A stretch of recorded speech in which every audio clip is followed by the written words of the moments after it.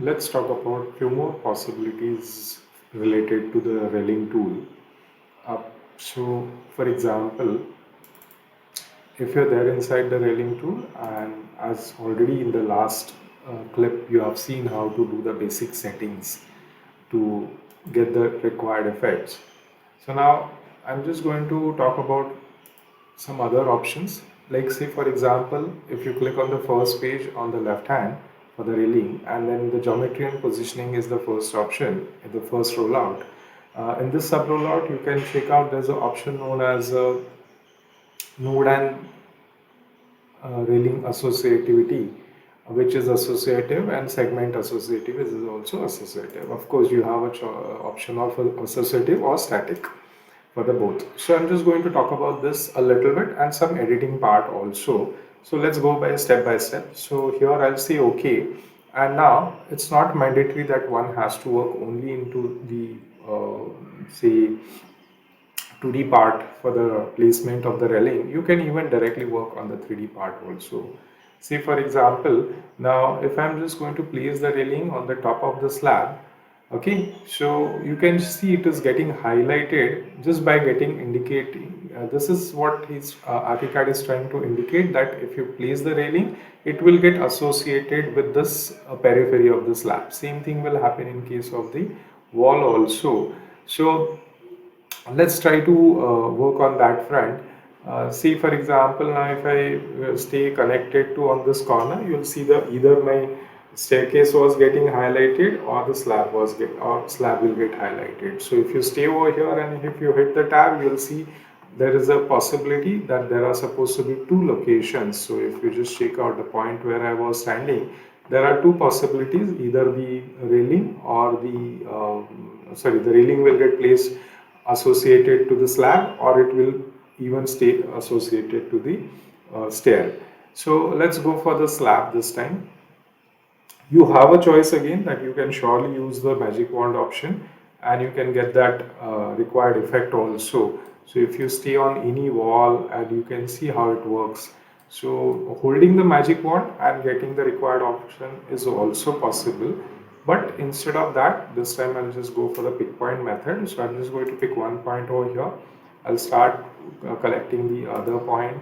Then I'll go ahead, and you will this way I'll just try to complete the railing up to this point. If you come from there again down, then remember that is not supposed to be associated. The reason is this is a different object, that was a different object.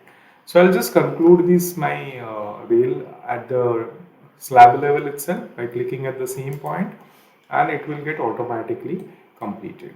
Now obviously you can see the placement of the railing, because the railing was getting placed outside the given periphery. So you have a choice that you can just select this object. Fine. The moment the rail was selected, you can see at the top, it is in the info box, it is written all selected one, the railing was selected. And here you have a choice that reference line, the reference line is exactly matching to the periphery of the slab. But the offset side for the railing was not in your favor at present. So either you try to change that, that is your offset, which is right now on the maybe on the right side, then you can push it on the left side, even this is okay. Or otherwise you can even play with this reference line offset value also. You can have this option as a 0 also. Remember, if you keep that 0, then obviously the placement of the elements will be exactly on the reference line, that is the post or balusters and all these things, they will stay exactly on the edge of this or the center wise, it will get distributed either side, it will be half on either side. So it depends again on the type of the thickness which you are using for the post or baluster and so on.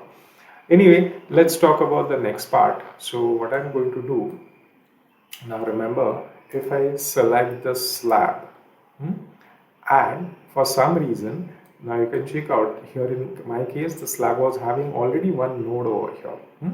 So if I try to use this option of the Mercedes cursor and getting the pet palette, and if I say offset edge, and if I try to project the slab, say probably 1200, and then you'll see the railing will also get automatically readjusted to this. So this is what is I am trying to talk about as knowing as a associative member.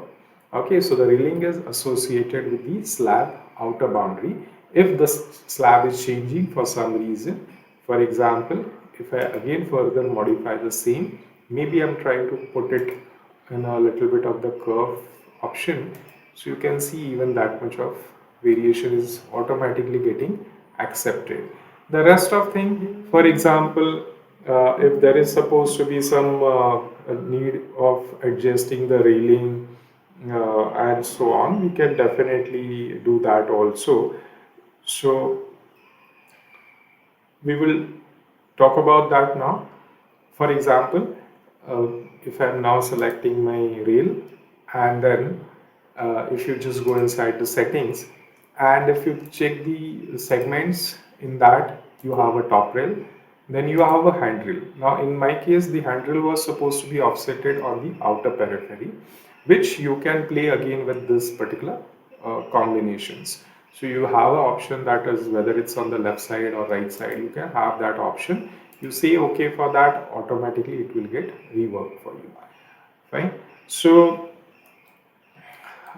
any further detailing if you want to go with, for example, the way we have already studied that if I select the stair and if I say edit, then I can isolate the stair and start working for a particular option. So maybe if I just want to select this particular step and I want to change its appearance, maybe I just want to keep some different surface to that, which you know very well now. In the last time you have done this exercise, that if I want to change its surface, I can definitely try to override something, and I can talk about that. Okay, it should be something like a black color marble, and you will get the end product accordingly. So this is what you have already worked with for the staircase part. In a similar manner, you can also select this particular railing, and even you can go for the edit option where you are again going to isolate this.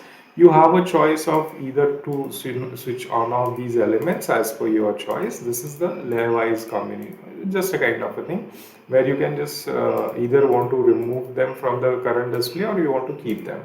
Okay, and the segment and node, this is nothing but a kind of actual what you can say periphery of your particular this rail on which these different elements will get placed. Okay, so again, it's a very simple task, not critical.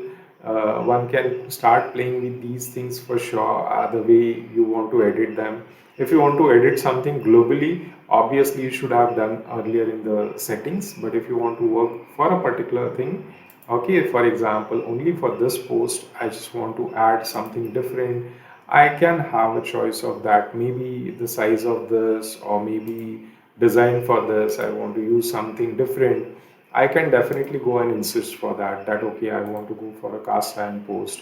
So I can select this much of part and I can say okay for this. What will happen? You will see that only this much of post has been redesigned or reworked.